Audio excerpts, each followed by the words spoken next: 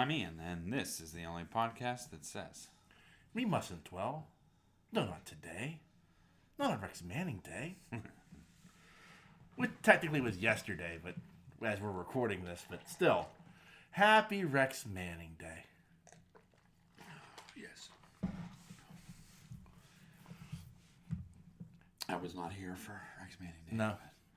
The girls watched it. And were disappointed because they watched it on, I don't know. Yeah. I don't know what channel they were watching on, but it was all cut up.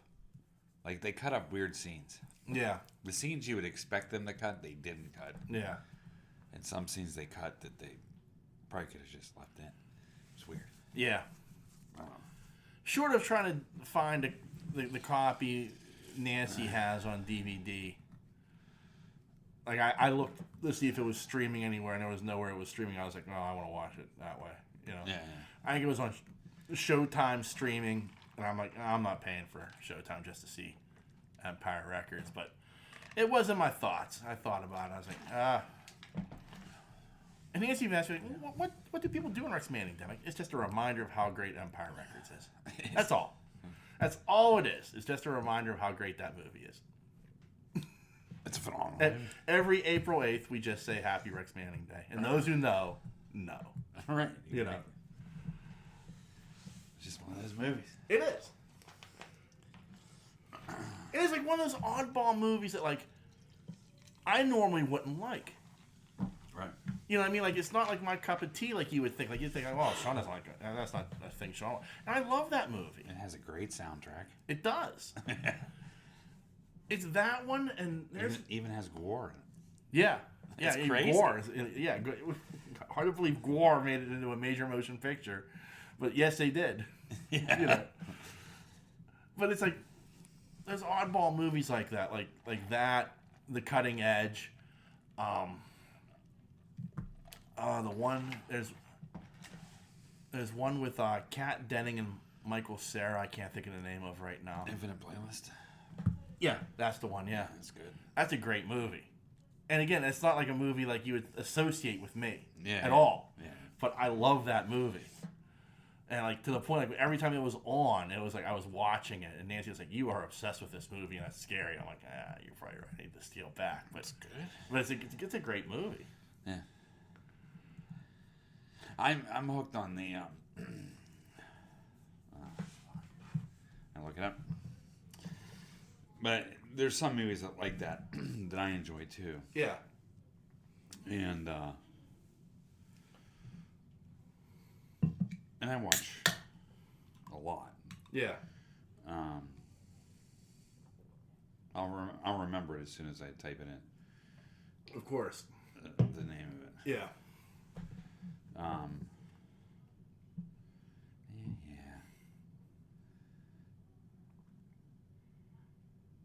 Perks of Being a Wallflower. I fucking love Okay. that Yeah. movie. It's a good movie. Yeah. Have you ever seen it? I've never seen it, but I've always kind of meant to watch it. Ah. It's like, it was filmed in Pittsburgh, and I think you'd love it. yeah. Soundtrack's great. Yeah. That was like one of the first movies that the chick who plays Hermione. Oh, Emma Watson. Emma Watson. Like one of the first movies she made outside of like Harry Potter to like kind of like It's phenomenal. like break out of that Hermione. Yeah, it's just there's one part in that movie that like there's just a part in that movie that is just so freaking good. Yeah. And the song that goes with it is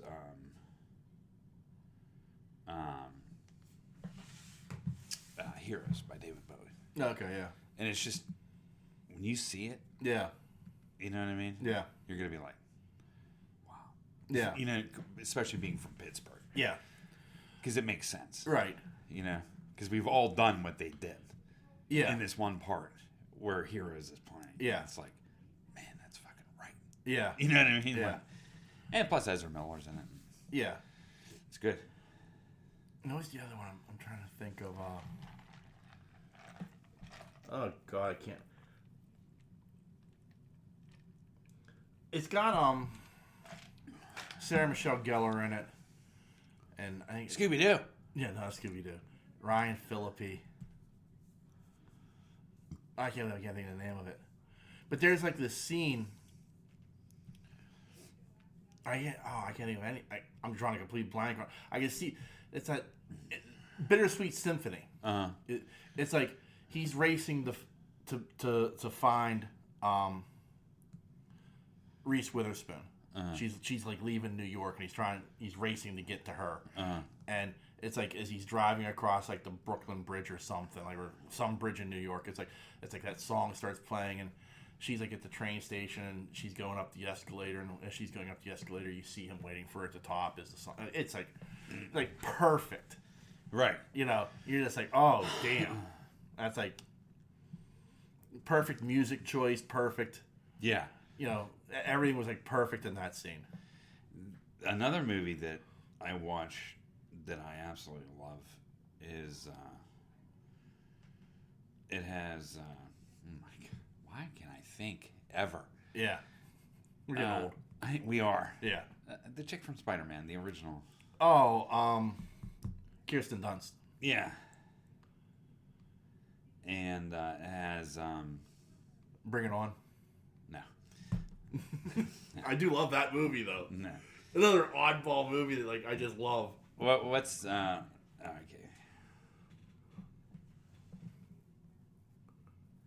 And I don't know if you've seen this. I think you might have, but Elizabethtown. Oh yeah, Have you watched that? yeah. Oh, that's a good movie. It's a good because Cameron Crowe wrote and directed that. Yeah, Correct. That's why I watched it Yeah. because it's got the guy who played Legolas in it, Yeah. Orlando Bloom. Orlando Bloom. Yeah, Yeah. but That's a good film. it is. It's a very good movie. The music is Yeah. just Because it's Cameron Crowe. I know, but Yeah. I mean, it's just perfect. Yeah, Fucking Freebird part when the shit catches on fire Yeah. and burns. Oh, fucking great. And they're still playing. yeah, Oh, it's so fucking good. Anyway, that's a good movie. yeah. Yeah. Diane Keaton's in that. Is that Diane Keaton? I think so. Yeah, Yes. yeah, I'm pretty sure it is. He plays his mom. But, yeah. It's a fantastic. I mean, it plays Cameron Crowe. I expect. Like, it's funny. Like we were just talking. Like again, like we talked. Like I talked in terms of directors. yeah. And like when I see like it's a Cameron Crowe movie, I'm like, okay, I'm willing to give it a chance, no matter what it is. And it's like we were just talking about Robert Rodriguez, and it's like that movie with that last movie he made, like the kids movie, Yeah. and everyone's like, oh, avoid it, don't watch it. I'm like, I have to. I'm trying to complete my Robert Rodriguez, Right. you know, filmology. Like, you know, Yeah. I'll watch anything Robert Rodriguez makes, and majority of it, even if it's the kids stuff, I like. Yeah. Yeah, this was just not Yeah. not on par. I'll tell you what I've been watching that I'm absolutely fucking in love with. And I said it last week too, I think, is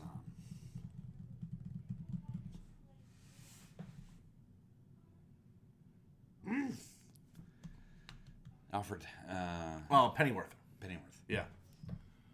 Yeah, I gotta watch Oh that. my god, dude. I gotta watch that. It is not just good, but it is. Yeah. It reminds me a lot of Kingsman Yeah. without the comedy. Yeah. It's like a cross between Kingsman and Peaky Blinders, Yeah. if that makes sense. That makes sense. It is just so fucking good Yeah. that it's hard to not watch it. Yeah, I want to watch that. It's just so fucking good. I like it because it's not like, you know, there's not all kinds of wackadoo shit. Yeah. No Batmobile, none Yeah. of that kind of crap. Yeah. You know what I mean? It's a period piece, which, you know, I like anyway. But it's just really fucking good. Yeah. You know, I mean, it goes off the rails, of course. Of course. You know it what I has mean? to, Like, yeah. as far as politically and stuff Yeah. like that. Not politically like now, but politically then of what they're trying to. Yeah. Yeah. But, damn, it's good. Yeah. And his accent's really thick. Yeah. It's like Michael Michael Caine, Caine. but Yeah. thicker accent. Yeah. Nice. Like real thick. Yeah. Yeah, it's really good. It's like it's really good. It's probably to me, it's probably one of the best shows they've put out. Yeah. Like out of Legends and Yeah. Doom Patrol and Yeah. Titans. This for me takes the cake. Yeah. I mean, this is just not only is it just well produced, visually looks good, the acting's spot on, Yeah. and it is just a really good show. I mean, it's just so Yeah. fucking good. And what's funny is that that was on Epix, which was like an odd thing for like Epix to have. Yeah. And now it's on HBO Max, and I believe they're doing a third season. And I think it's only 2. There's 2. I think they're doing a third. Yeah, I'm on the second season Yeah. now. It is just so good. Yeah. I mean, like, I like how Thomas Wayne's portrayed. I like the people that they bring in. Yeah. I like the time period of the early 60s. I mean, Yeah. I like everything about this. yeah. Yeah. Yeah, I mean, everything I saw, it looked really good.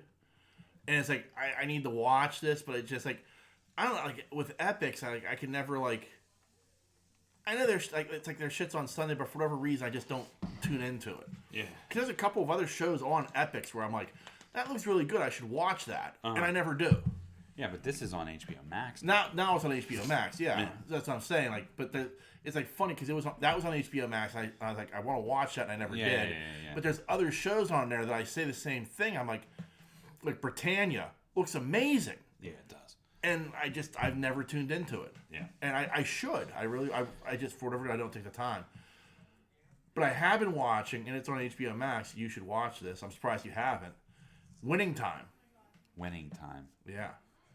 It's the all about the creation of the Showtime Lakers. Yeah, I haven't tuned in yet. I've seen it on there. Yeah, starting with the with Jerry Buss buying the team, which is like this is one of those shows like it's entertaining as all get out, but I'm taking it with a grain of salt Okay. because like Jerry West is being portrayed as like a psychopath. Like literally like he had like, and I'm sure he did have some problems, but like it's like taken to like a whole nother level. And like, and people are like, oh, Jerry West wasn't like that, and you know, Paul Westhead wasn't like that, and like, I mean, like there's like these portrayals of these people as characters that are like outlandish and making them look almost buffoon-like. And meanwhile, I'm thinking to myself, well, they couldn't have been that fucking stupid. I mean, they put together the Showtime Lakers. Yeah. You know, like, how does that happen? You know, Right. But it's still it's entertaining as all get out, and like, even if it's like 80% false, it's still 20% true on some of what you're learning about that team at that time. Like, because I mean, like I know you and I mean, we've talked about it, like the Jordan Bulls of the '90s, like, you know, the greatest team ever put together. You know, going back and, you know, the Last Dance documentary and everything. You know, but I mean, we grew up Lakers Celtics. Yeah. You know, we I mean, there was only 2 teams. Yeah. You know, there were other teams in the NBA, but the only 2 teams anybody watched were Lakers and Celtics. Yeah. You know, and like, and even for a long time, you know, the NBA was on tape delay. Yeah. Like, you know, like the NBA finals were shown like the next day. Yeah. Like they were played in LA at like 8 p.m. local time, but, you know, CBS showed it the next day. Yeah. You know, and it's like one of those amazing things of like, wow, like who would have thought like a major professional sports league would be on tape delay? Yeah. You know, and so it's one of those weird things of like, you know, what Jerry Buss does in a way is bring the NBA kicking and screaming into the 80s. Yeah. You know, and the Showtime Lakers, with Magic and Kareem and, guys who are going to get added later on, one of the greatest teams of all time against, on the other side of the country, one of the greatest teams of all time in those Celtics. Yeah. The Bird Celtics, with fucking the Chief and McHale and, Danny Ainge later on. Yeah, that was... that was a good team. It was a great team, and those finals were like bloodbaths. I know. Bird was tough, man. He was. Bird was a lot tougher than people think he is. You know what I mean? Oh. Larry Bird was a notorious trash talker. Oh, yeah. Well, so is Jordan. Yeah. Not a lot of people know that. Right. But the thing is, too, it's funny because you had the Lakers and then you had the Celtics. Yeah. And then you had the fucking Detroit Pistons. Yeah, like in the late 80s. You had those Pistons, those bad boy Pistons coming in. Brutal. Yeah. But you're right. When we were growing up, it was early on. Yeah. It was Lakers. For the majority of the 80s, it was Lakers Celtics. Yeah. The bad boy Pistons came in a little bit later. Yeah. They went to three in a row, winning 2 of the 3. Yeah. And there are many who will tell you that they should have won 3. That first one against the Lakers, if Isaiah Thomas isn't injured, they probably win that game 7. Yeah. Yeah. So it's like one of those things where, that was a dominant team, but I was like, 88, 89, 90, right before the Bulls run. Yeah. But then they were. Yeah. Those were some brutal games. But I can remember watching. On that shit TV, I'm watching fucking Bird on. I can remember watching a lot of Celtics games. It was always on like ABC. Yeah, it was Saturdays, like CBS. Sundays. It was CBS. CBS Sundays, yeah. something. Do you remember the one time the youth pastor invited us to his house to watch the NBA All-Star game with him? Was I there? Yeah. Was I? Yeah. Oh, yeah. It was Tim Beam. Yeah, I remember Tim. Yeah. And he was a good guy. Yeah, he was. But he invited us to his house to watch the All-Star game it was like a Sunday afternoon. Yeah. Which is again, shows how far the NBA has come since the 80s. It was like Sunday afternoon, and here's the All-Star game. It wasn't even like a big deal yet. Like the weekend wasn't a big deal yet. Yeah. It was starting to become I think the night before they were doing the 3-point shooting already, and I think the slam dunk contest. Yeah. That stuff was going on the night before, but the game itself was 1 in the afternoon, here's the NBA All-Star game. What? But he was he invited us over, and we had lunch with him, and he was talking about this. He was at a game or something. He was like, and Kareem blocked the shot, and and he just smacked it and held it against the back of the board. He's like, and he just held it against the frickin' board, and you were like, the youth pastor said frickin'. Did he say fuck? No, frickin'. Okay. Yeah. No, but you were still like, he said fucking frickin'. Yeah. Yeah. He's a guy. Yeah, I guess so. Wow, I'm a little shocked myself. Yeah. What colorful language. Kareem was a beast, man. But when he got old, he got old. Yeah. Oh, yeah. He just couldn't pound the court anymore. And the problem... Knees were bad. Oh, and part of the problem was, he was never built for that offense. But he adapted to it. And it's one of the things they talk about in the show, which is interesting, is this part I do believe, that he resisted the offense. Did he? Yeah, he didn't want to run. He just wanted, he would sit back and wait until the fourth quarter. In the first game, at halftime, the coach is like, I need you. You've got to run the court. This is the offense. We're playing offense 4 against 5. Yeah.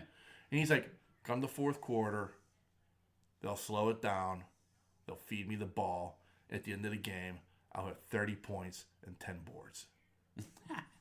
and They win the game. Famously, they win the game on the final shot. Yeah. And the coach is like, "Give me the stat sheet. Give me the stat sheet." And he hands him the stat sheet, and he's like, "Son of a bitch!" And Kareem had 30 points and 10 boards.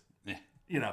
So it was like that thing of like, Kareem's like, the game will eventually come to me, but at the end of it, like he figured out like Magic convinced him, we need to run. Yeah. If you run, this will be. He's like, I will feed you the ball in ways you've never had it fed to you before. All those 3-on-1s and 2-on-1s that you've been facing will be gone because of the way I'll be getting you the ball. Yeah. And History. Yeah. Wow. Yeah. Smart man too, though. Kareem. Oh yeah. He's an intelligent person. He's one of those guys, like, when he talks, I listen. Yeah, did you see what he said about Will Smith? No, I didn't. Did you read that excerpt? No. Look that up. I'll have to. Yeah. It's a big... Yeah. Oh, I'm sure. I'm sure Kareem had plenty to say. He did. Yeah. Yeah. It was pretty interesting. Yeah. Yeah. But yeah, man. Watching him. Good stuff. It was. I mean, especially with him and the Chief, with the Celtics. I mean, those are two big men just leaning on each other, just beating the hell out of each other.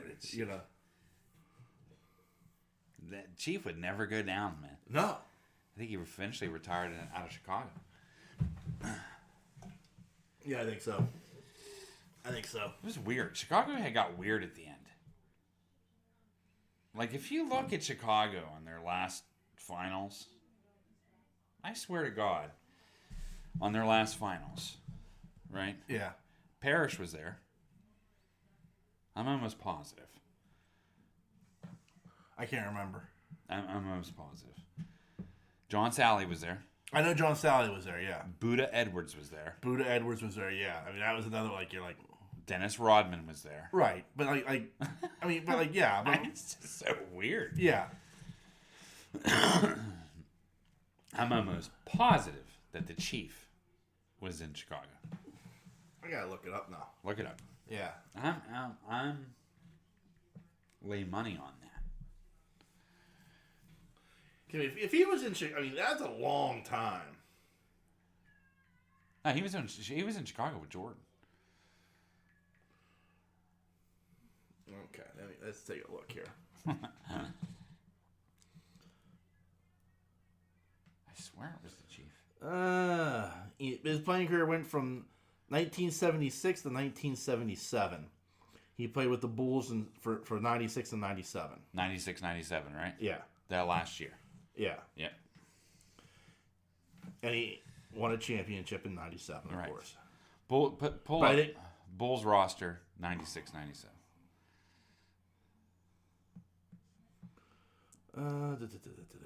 Besides the ones we know. I mean, we know who's on the team. Yeah. Well, it kind of changed a little bit. I think Horace Grant already went to Orlando at that point. Yeah.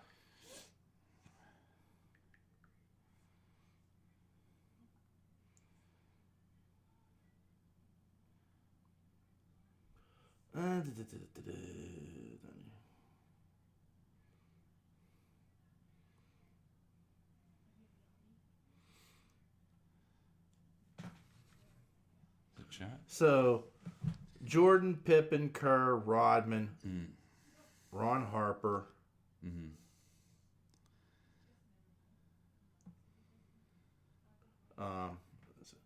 Randy Brown.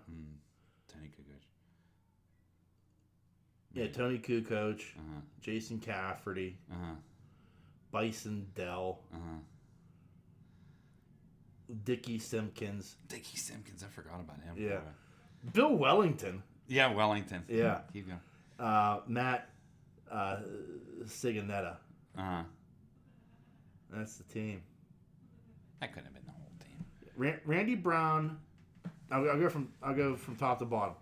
Randy No, Brown. I heard you. Jed Boucher. Uh-huh. Jason Cafferty. Uh-huh. Bison Dell. Ron Harper.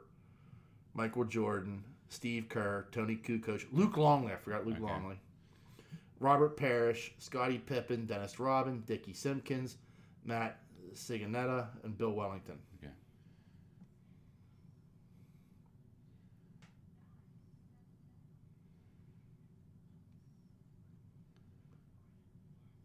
Let me see here. Parrish played in 43 games at age 43. Who did? Parrish. How many games? 43. Oh, that's what you got in. Yeah, it's about half. Yeah. Minutes per game, 9.4. He was on that. Buddha Edwards was on the 95-96 bit. Yeah. That's when John Sally was on there. Points per game, 3.7. So Robert Parrish wasn't exactly a contributor on that team. Nah. He was just there. I mean, there was shots of Chicago where you looked at the bench and it looked like they had the Godfathers of basketball on. Yeah. Yeah. You know what I mean? Just kind of overseeing things. Yeah. Like the old men in the barbershop. They were just kind of like, keep playing, boys. Keep playing. It's like there was a 5-year run where like Shaquille O'Neal played for like 5 different teams.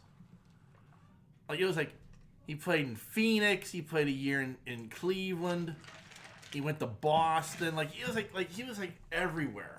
For there was like a 5-year stint where he just he had 1-year contracts everywhere he went. You know, like weird. Like I think he went to the finals with Cleveland. And lost. Yeah. You know. Shaq. Yeah. Or they lost in the playoffs. I can't remember, but it was like one of those oddball things where it was like Shaq and LeBron, and you're just like, how fucking old is Shaq? Shaq was a beast, though. I watched the movie Blue Chips a couple weeks ago. Yeah. And it's got Shaquille O'Neal in it. Yeah. Oh, yeah. And I forgot, like, because I in my mind's eye, I still remember the lumbering Shaq at the end. I forgot, like, young Shaq and how svelte he was for being, like, a 400-pound, 7'2" guy. Like, he was... Yeah, he wasn't lumbering around. No, at all. At all. He was a powerhouse. Yeah. Like, even going back to, like, the Shaq Kobe years in L.A., like, he was still, like, this powerhouse. It was, like once he left Miami, and for some reason that's the Shaq I have in my head, is this, like, you know, lumbering old man. But not when he came in. No, young Shaq was a fucking beast. Not when he was shattering backwards. No, I was like, holy hell, I forgot he was this fucking good. Yeah, he was good. Yeah. 3 free throws were never that great. No. No, never. But that's not what he was designed for. You know what I mean? Right, but like, I know, it's an important part of the game, but I mean, like, that's what always impressed me about, you know, the top guards in the league, or, you know what I mean? Like, those guys can, like, Jordan's free throw percentage was off the hook. Yeah, I mean, he was shooting them, like, with his eyes closed at some point, just to, like, challenge himself. Right. You know. But I mean, like, it was important, though, because he was always getting fouls. Right. So, think of how many points he got just from his free throws. Oh, yeah. But Shaq would just go up there, and it's like, it just, every time he went to the free throw line, even before they started getting on his shit, every time he got up there, it just looked awkward. Yeah. It was the weirdest thing in the world. It just always looked awkward when he went to the line. Yeah. I don't know. He's just so tall, I guess, and huge. Yeah. You know what I mean? Yeah, like doing like a standing shot made no sense for him. He had to be above the rim at all times. Yeah, it was so weird. Yeah. Yeah, it was so weird. Yeah, but you got to be better like a 70% free throw. Like, I mean, you know, like, that's just get me 80 at least. You know, Right. I mean, Shaq hit the line because you're going to get fouled a lot underneath. I mean, I get it. I mean, I understand. But more importantly, I mean, they're just going to foul you just to foul you at some point. Like, you know, what's the best way to stop Shaq? Well, just foul him. I put Parrish in. Yeah. Yeah. You got 6, right? Go ahead and take your 6 now. So, I mean, but yeah, I mean, it was like one of those deals where, like, I was just watching like movie, and like there's like some shots of him just playing, and you're just like, holy fuck! I forgot. Wasn't it Shaq that pretty much ended Lambeer? I think so. Yeah. I don't know where that's creeping into my mind, but I wouldn't doubt it. I wouldn't doubt Lambeer was like, I'll show this young buck. and Got trucked. he did get trucked. He was just so good. There's a lot of guys that got trucked.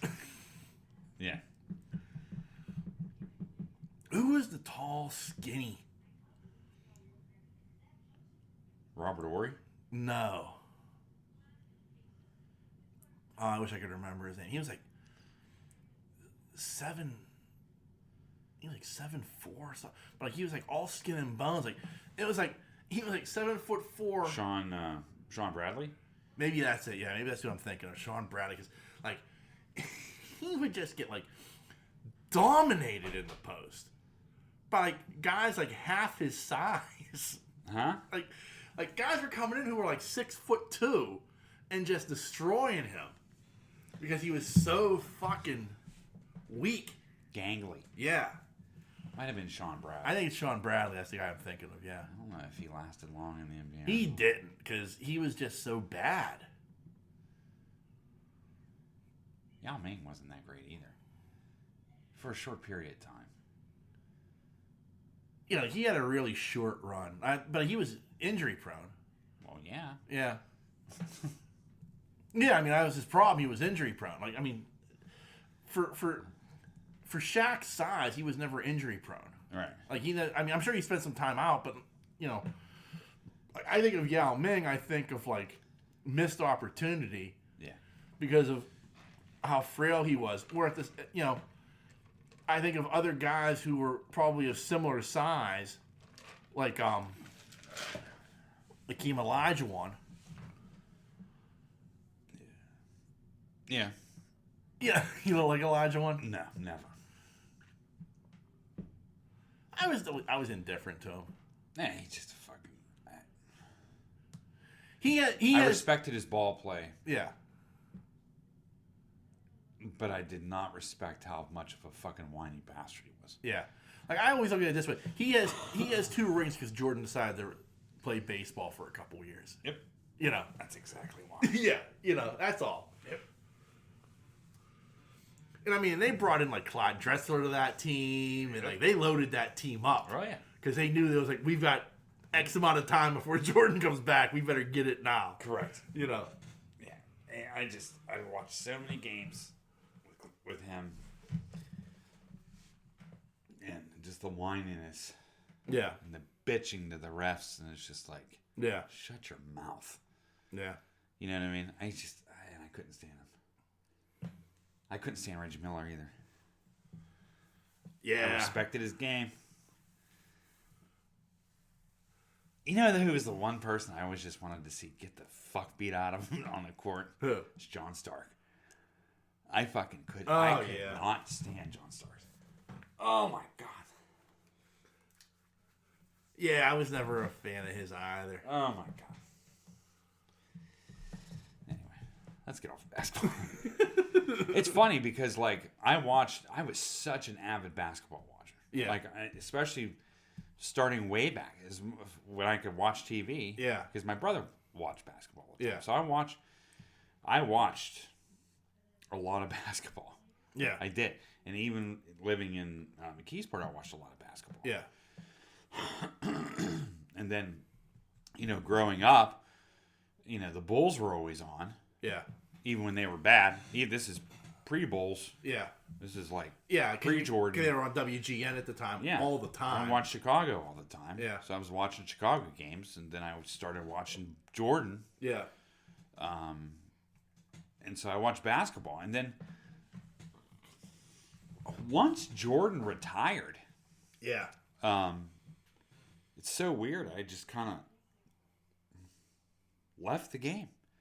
I mean, Kobe had my interest, and so I watched some games with Kobe. But Yeah. but like when what's his name came in, LeBron. yeah, I just had no interest, Yeah. and it just I don't know. it's so weird because, like, with football, I mean, I've always watched football. Yeah. And I would figure the same thing would have been with basketball. But it didn't carry over. It lost me somewhere. After Kobe retired, that's when it kind of lost me. Like, I try watching it. Yeah. And the game is just so different from the physicality standpoint. Yeah. As compared to how it was just 15 years ago.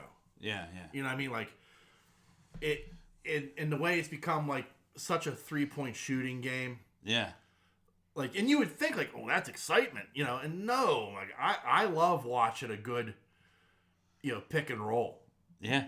You know, I want to see, like, you know, the center, you know, getting the ball down low and having the center kick it out. I love shit like that. Like, I love a good offense defense matchup, like shit like, and like the NBA has just become such like a, you know, we're gonna shoot from way back here now because percentages say the more 3-pointers you take, you know, it's better to take 3 than it is to take 2. Yeah. You know, why are we taking 2 when we can take, you know? I was like, oh man, no. Yeah. You know.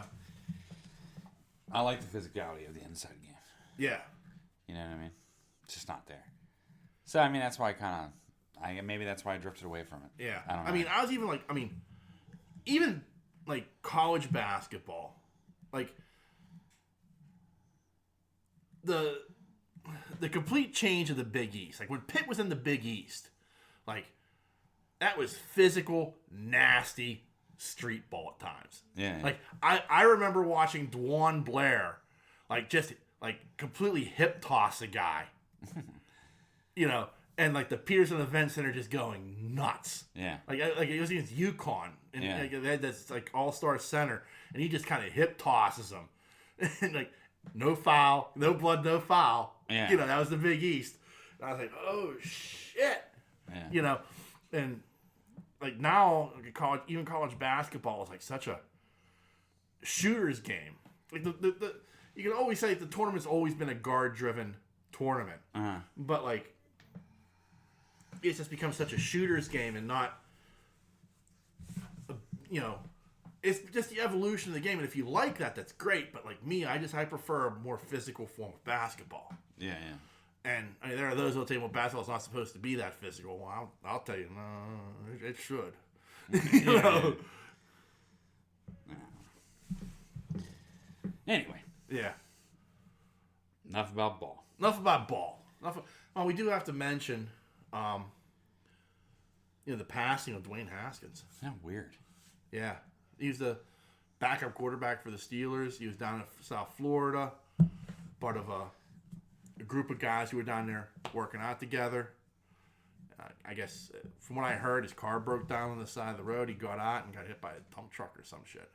That's crazy. Yeah. Prayers to his family. Exactly, yeah. It's like fucking crazy. Yeah. So. Anyway. That's what I've been watching. I watched that. New episode of Picard. It's starting to jump the shark a little bit. What? Picard is starting to jump the shark a little bit. Yeah? Yeah. I was like, okay. You know. Yeah. Really? This is where we're going with all this? I would have jumped before that. I'm like... Yeah, I know you did. I mean, I'm okay with it. Like, I'll go along with it, but there was just some stuff I was like, Yeah. Like, I mean, the whole thing, like, it comes down to, like, okay, they find out that, like, you know, one of the things Q's trying to change is the Europa mission because Renee Picard, who is, like, you know, Picard's great grandmother or some shit, you know, she has she's Q's influencing her to have doubts about going on the mission, and apparently because of her not going on the mission, all hell's gonna break loose with everything. I was like, really? And yeah, Picard gives like a 5-minute pep talk, and she's like, okay, I'm going. Really? You know, like, come on, man. Yeah. Come on now. Right, I know, I hear you. You know. I'm just like, I'm at a point where I'm like, okay. Yeah. You know.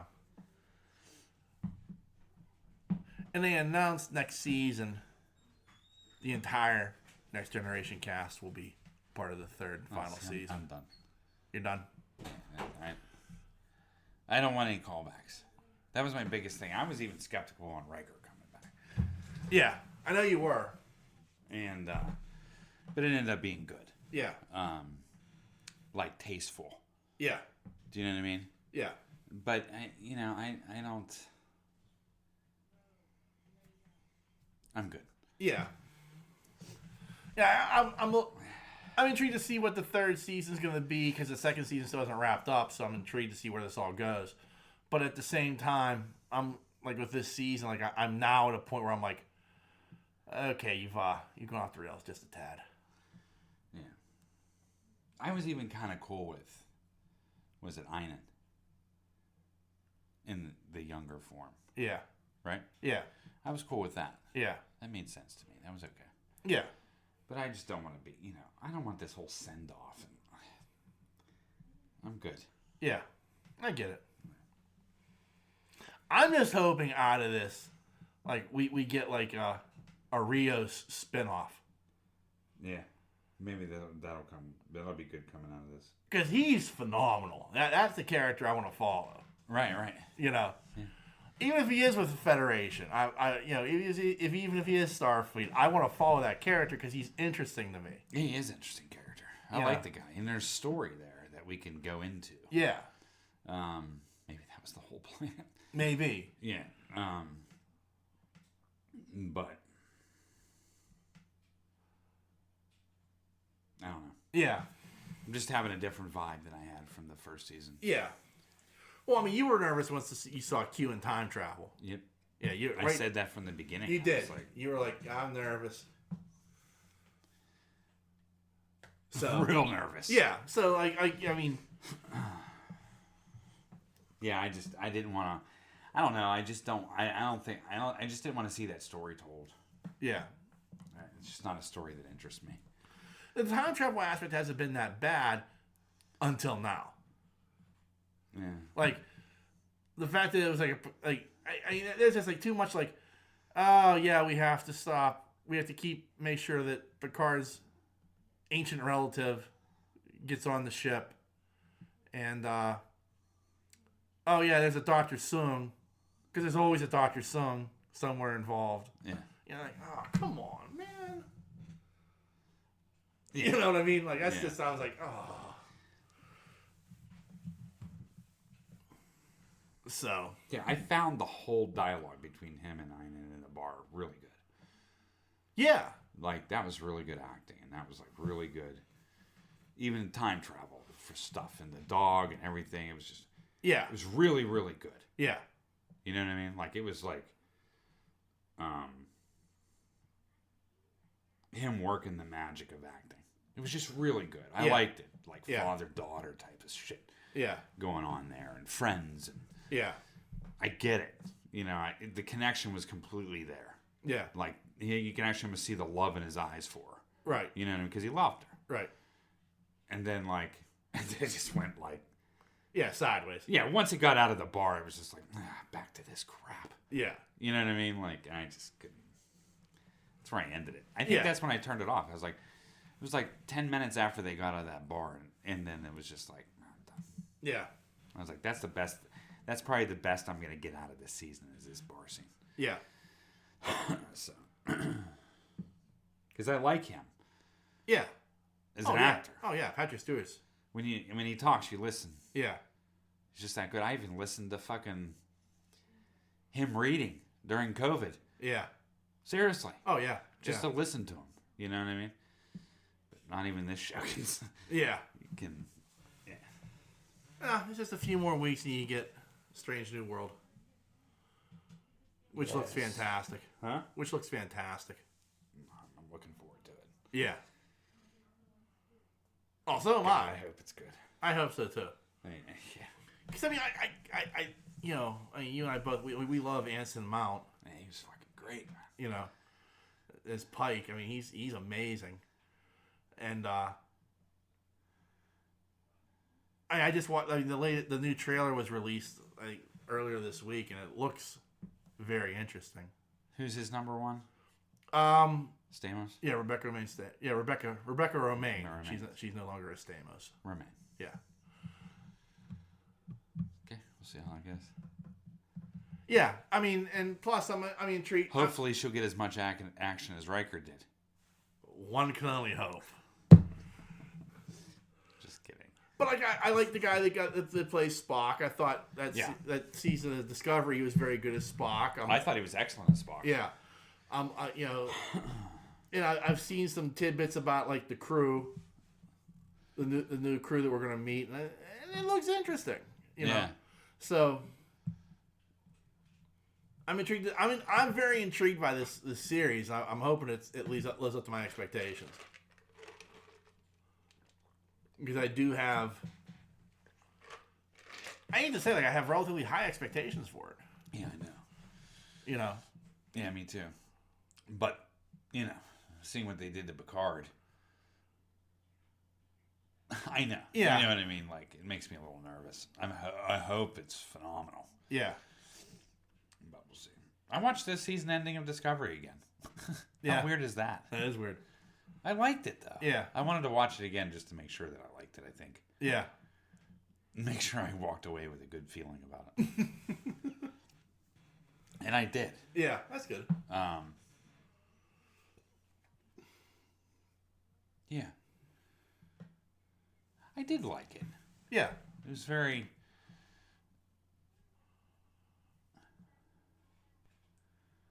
How should I say? Not anticlimactic, but...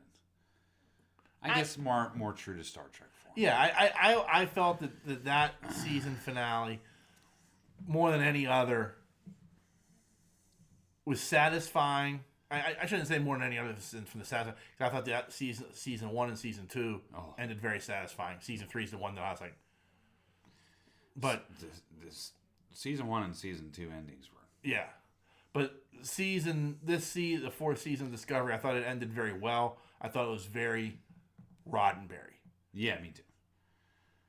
Yeah, it was good. You know, and I say that complimentary. Right. Like most people are like, oh, that's a backhand. No, it's very complimentary because I think it would have been. Well, I don't think Gene Roddenberry would like condone what they're doing nowadays. Yeah. I think the ending of that season was very much in line with what he wanted from Star Trek. Yeah. Like I know he like with the Next Generation is like, you know, there can be no conflict. The crew gets along. They love each other because that's where we're at as a society. Like the writer's like, well, what the fuck do you want us to write then? Yeah. Yeah, there's no conflict. Yeah. Which is why, like when they got to Deep Space Nine, like everybody hated each other. Nobody liked each other. Right. You know, so it's a very interesting dichotomy. Like once Roddenberry was gone, like the writers' room was just like, well, let's release the dogs. Yeah. Yeah. No, I hear you. I liked it. Yeah. I thought it was a good ending. It touched on a lot of things, and it just made sense. The acting was good. There's a lot of Saru at the end. You know. Yeah. I like Saru. Yeah, I like Saru a lot. I like that character. Yeah. And I like the evolvement of that character, and I like especially the early Saru with the reflex and the fear and everything. Yeah, it was really good. And then hooking up with a Vulcan, I thought that was badassery. Yeah. You know, checking some plants out. Yeah. But I don't know. I thought that was pretty cool. I like that. I like that part of it. I like his growth, where he's going. You know what I mean? Yeah. Burnham had a nice speech. Yeah. He was my one tearjerker moment. You know what I mean? I get that. And some people don't like what happened in the book. Yeah. Some people do like what happened in the book. I like book for number one. Yeah. I thought he kept... For me, book kept it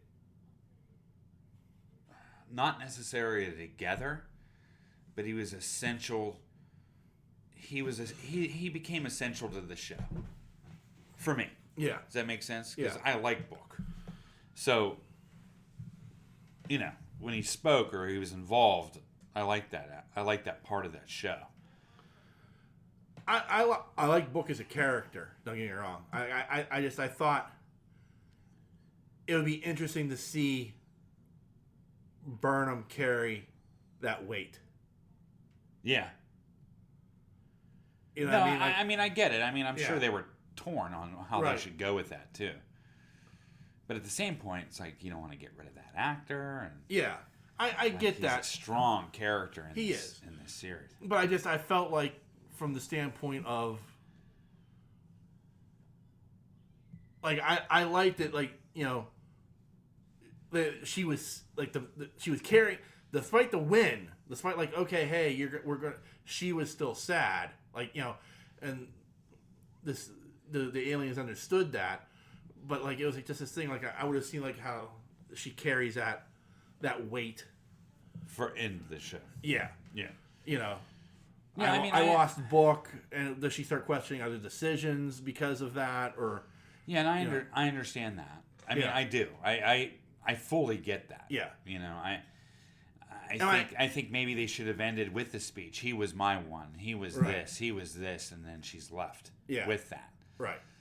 But they went for the happy ending. Right. Do you know what I mean? To bring him back, but I also get why they brought him back. I understand as weird as it sounds, the science behind what they did. Right. I get stasis that. and all Right. that kind of crap. I understand all that. Right. Like, I get that too. Like, I'm not upset that they brought him back, but I think from the character of Michael Burnham, I think that would have been interesting for her to carry that weight of his death into the next season. But I mean, am I like pissed? No. But I mean, I just think from a character standpoint, that would have been interesting. But you have to look at it another way too. It's like how much more can this woman put on her back? I mean, look at what she's gone through every season. Right. You know what I mean? Yeah. Like it's kind of like I started the Klingon War. right. I lost my mother. I found my mother, then lost my mother, then found my mother, then lost my mother. I lost my brother.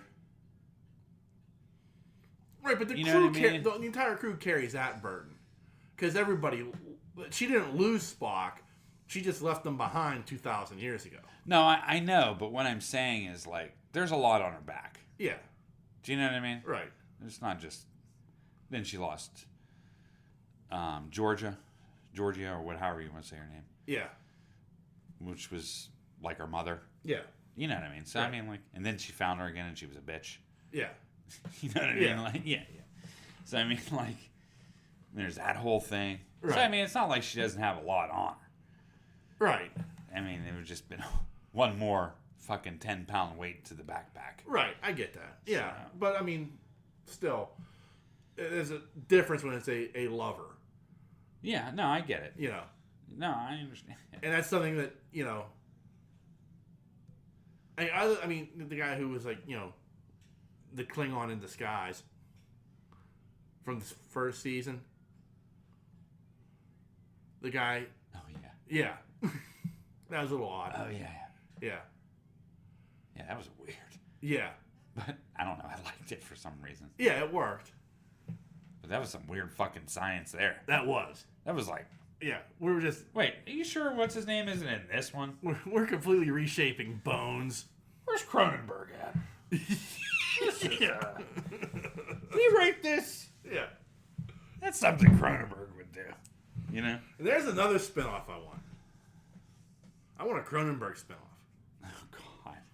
Oh, that'd be tremendous. Yeah, it would be. Yeah. I don't know what would hold. I mean, I don't know. Like, he's part of, Section 31. Oh. He knows shit nobody else does. Like, there's that moment where, like, in this scene, like, what could be more important than this meeting? Well, be glad you don't know. Yeah, exactly. You're like, fuck. What are you fighting? What weirdo? Yeah. Who are you? The Messiah? Yeah. Yeah. Well, like, hey, Cronenberg, what the fuck are you up to? Like, yeah, don't you worry about it. Yeah. You keep working with this shit. I got other shit I got to worry about. Yeah, he's that type of guy that no one makes eye contact in the hallway with. Yeah. They're like, Yeah. Shit. Yeah, fuck, here comes Cronenberg. He's got clearances everywhere. Yeah. Just don't go to the subdecks. He's like, Lieutenant Smith, stop screaming out your mother's name when you masturbate. Yeah. Good God, man. Yeah. He has a board cube in his bathroom. Yeah. Just a plaything. Like, Yeah. pisses on it. Yeah. It's it's in the urinal. Yeah. He's just here. You shall be assimilated. Like a little squeaky voice. Like, Yeah. You shall be assimilated. Yeah. Yeah, whatever. Yeah. I've seen worse. Yeah. What? Here, take my captain's log. Yeah. Captain's log. Yeah. 246. Yeah. Picturing him like standing over, taking notes about, looks like a soft consistency, maybe a slight bit runny. Yeah. I need to add more peas to my diet. Cronenberg's a strange character. Yeah. Series. Oh, yeah. That's what I mean. Like, I think a series, like a Section 31 series, would be interesting with him in it. Yeah. Like, but that's just me. I'm a different breed. It's just so weird that he was in it.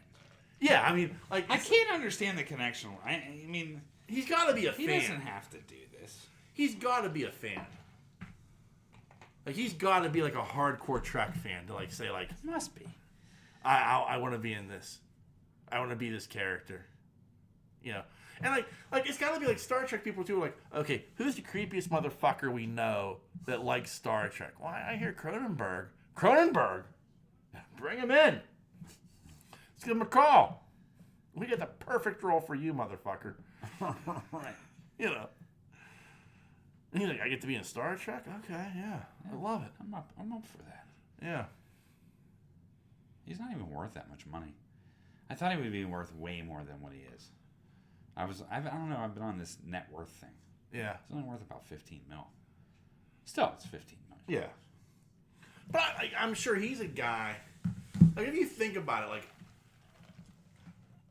he hasn't, like, outside of, like, The Fly, like, he hasn't made movies that you're like, they're like household names. No. You know what I mean? No. Like, I respect him as an artist and everything, but I mean, I got to admit, like, I mean, he's not a guy like I think of right away as like great directors. And you should, because he's a great director. Right. Oh. Keep that at bay, sir. little squeaker there.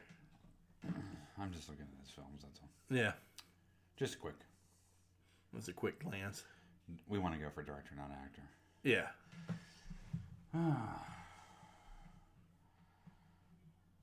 The Death of David Cronenberg, video short, 2021. Nice. Crimes of the Future, that's coming. Yeah. Short. Yeah, you're right. There's a short film called At the Suicide of the Last Jew in the World and the Last Cinema in the World. Well, that's strange.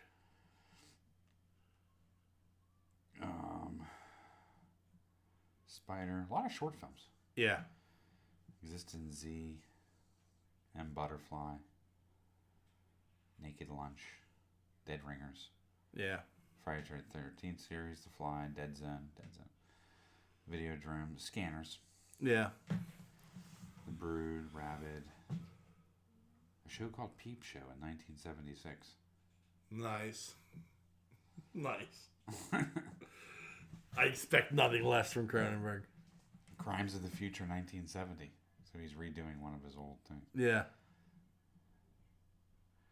And his first short was done a thing called Transfer in 1966. Wow. Interesting. Yeah. He's only directed 45 movies. I find that interesting. Not everybody Spielberg has to make like 3 fucking movies a year. Yeah. No, I get it. Like guys like that, it's like fascinating. Like, how Spielberg can have, like, 2 movies out in the same year, bothers me. Like, how is that possible? I didn't know he was in Jason X. But he was. Yeah. You probably locked that out of your head. I think I did. Yeah. I'm just seeing what he was acting in. Yeah. Nightbreed, of course, he was Decker, but... Yeah. Video drop. Shivers. Oh, my. Anyway. Yeah. So the reason I was looking into... Today, I was looking into net worth of people. Yeah. So we're both going to Comic-Con. Yeah. Or Steel City Con. Yeah. Not Comic-Con. There's not really a Pittsburgh Comic-Con. No, there's not anymore, but still City Con is the closest you get. Yeah. And... Yeah. This was not planned, by the way. Huh? We didn't plan this. What, to go? Yeah. No. But... Happy coincidence. Yeah. But the interesting thing is Christy Brinkley's going to be there. No, she's not. Oh, she back out? She apparently got sick on Friday. Oh, great. Yeah. Not that it matters. Right. But what I'm saying is she's there and... What's her name's there? Heather Thomas. Heather Thomas. Yeah. Okay. So I'm like, okay, So I'm like looking at the, list of actors and then the prices of things. Yeah. Like autos and stuff like that. Yeah. And so England's going to be there. Yeah, Robert Englund. Yeah. And that's who Brie wants to meet. Yeah. Or they both do. And then I wouldn't pay for the autograph. I mean, I would, but Chevy Chase is going to be there. I can care less. I mean, I like Chevy Chase. Yeah, but Chevy's the big name. Yeah, but not to me. Right. You know what I mean? Right, Like, I wouldn't pay for that auto.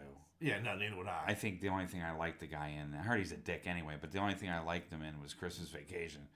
And there was a couple shows I liked him in, but I mean, like, nothing. Oh, I liked him in Everything Vacation. I liked him as Fletch. Yeah, Funny Farm's a great movie. Caddyshack. Yeah, I mean, I don't like Caddyshack as much as most people do. Yeah, okay. Like, I love Caddyshack. I think it's an amazing film. Yeah, Cracks me up every time I watch it. I'm just not a huge. I like Chevy Chase, but I'm not a huge Chevy Chase fan. Right. Okay. Okay. Yeah, I don't blame you. It's that kind of act. I don't know. It's his acting. I think. I don't appreciate it. I appreciate it in Vacation. Yeah. But I don't appreciate it in other movies for some reason. Yeah. You know what I mean? Yeah. Like I liked Fletch. Yeah. But so anyway, and he's gonna be there, and then Doc Brown.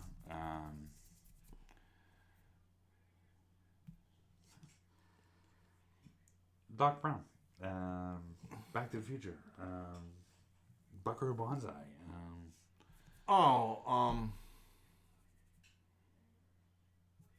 I can name the movies, but I can't name the actor. Yeah. Peter Weller. Christopher Lloyd. Oh, Christopher Lloyd. Yeah. Okay. Christopher Lloyd's going to be there. He wasn't in Buckaroo Banzai. Yeah, I think so.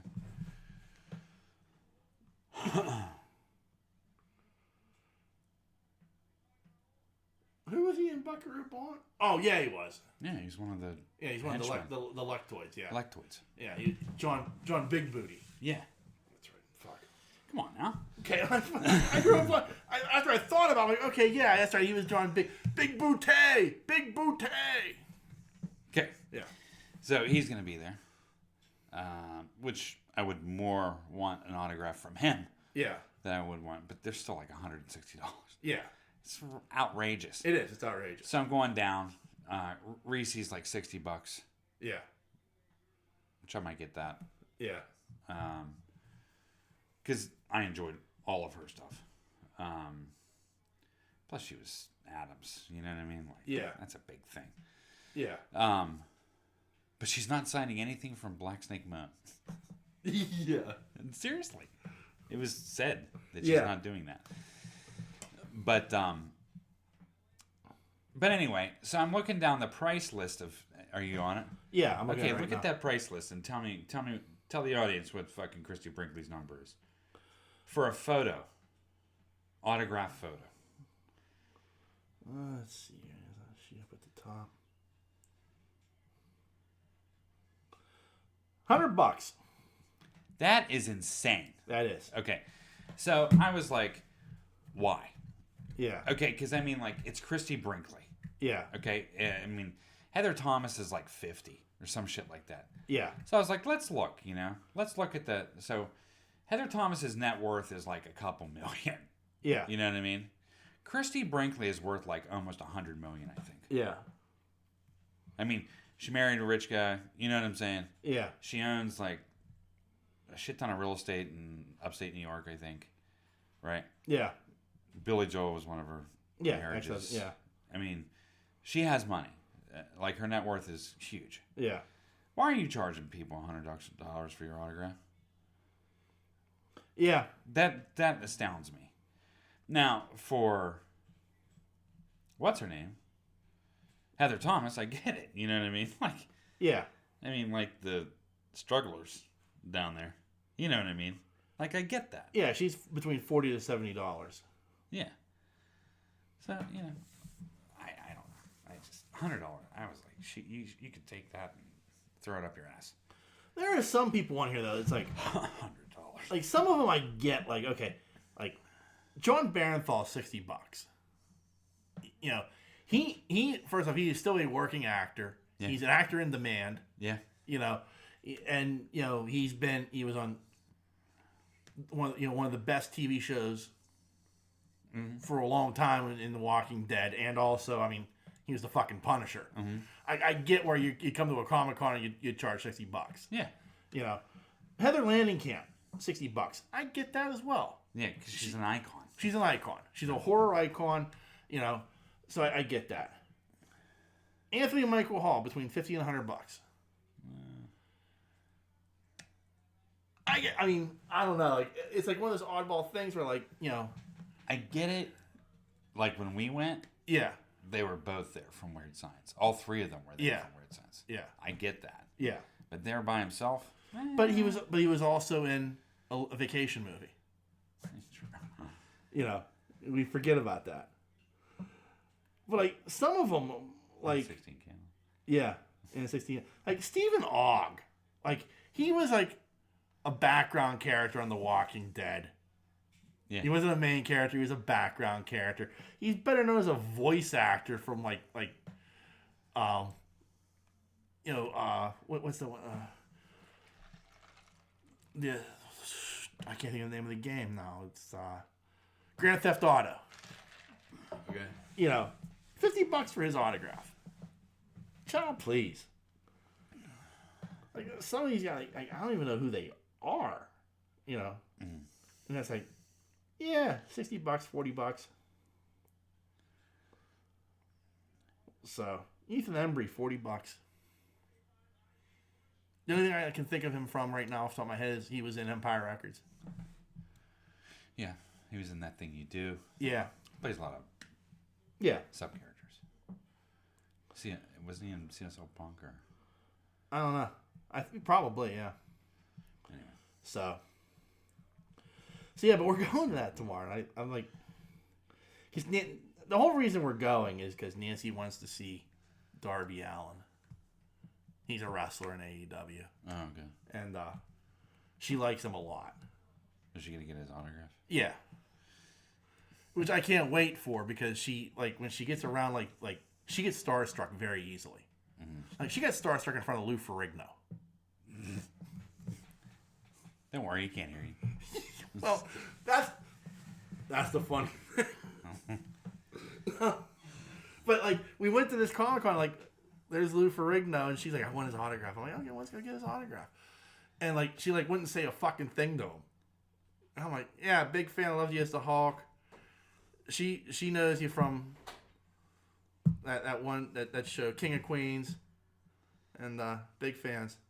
And he signs the autograph. Like she's like just like leaning back and forth like a goon with a big like goofy grin on her face. And I'm like, it's Lou fucking Ferrigno. I mean, he's not that important. So then we left. And we got in line for The guy who played Darth Maul. Ray Park. Ray Park. We're standing in line for him, and it was taking for fucking ever. There was like hardly anybody in line, but like these fucking people in front were like having a Q&A with him all by themselves. Oh God. Yeah, I was like, come on, man. There's like 10 people in line. You know, you're holding. I stood in line for a half hour, not moving. I'm like, fuck this. But while we're standing in line, like, we were talking, and like, she's like, it's sad. No one's in line for Lou Ferrigno.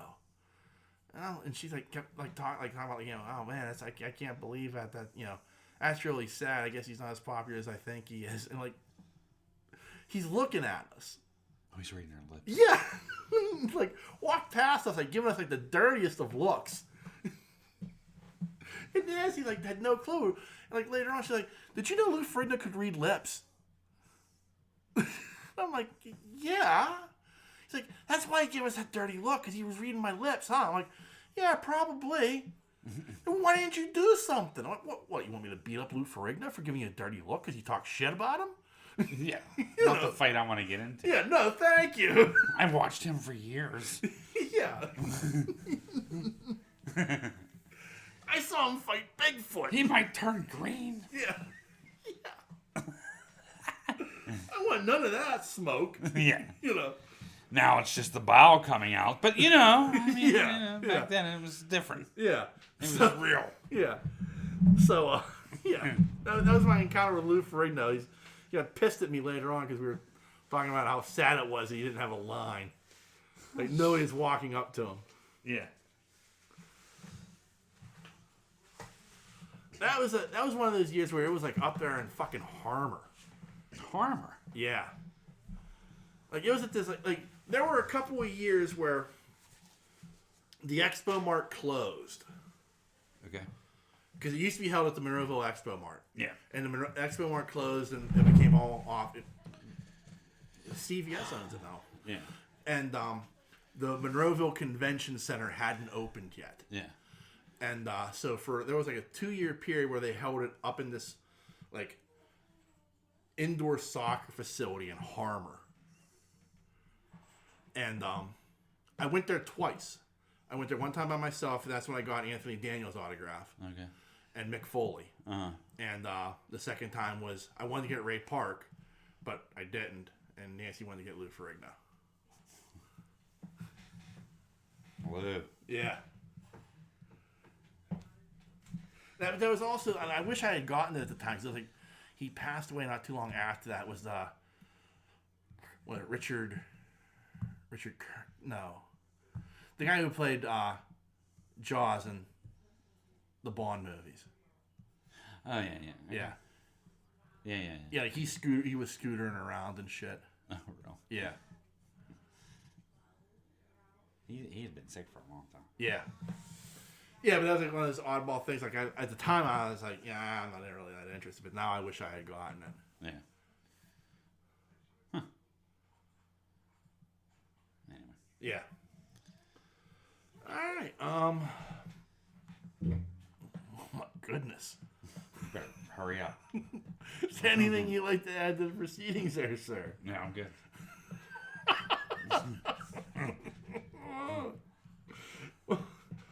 Remember, there I'm just bracing for it. I am. I know it's coming. Hurry. There are a number of different ways you can reach out and touch us. You send us an email. That email address is Pittsburgh. Haven't you missed having me over? Yes, of course I have. Hurry. The email address is pittsburghnerd@yahoo.com. You can also find us on Facebook and Twitter. Actually, Facebook may be a problem. Apparently, that my Gray account they're shutting those down, so I'm gonna have to find some. I guess I'm gonna have to create a group or something for. Okay. But you can find us on Twitter. Just search Pittsburgh Nerd. We're very easy to find, and we are a member of a number of podcasting networks. You can find us on the Tangent Bound Network, the Weeby Geeks Network, and the Pod Breed Network. Just give them a Google search. You can find all the other great podcasts they have to offer. Yeah. And lastly, as always, want to thank you, dear listener, for checking us out each and every week. I can't thank you enough for that.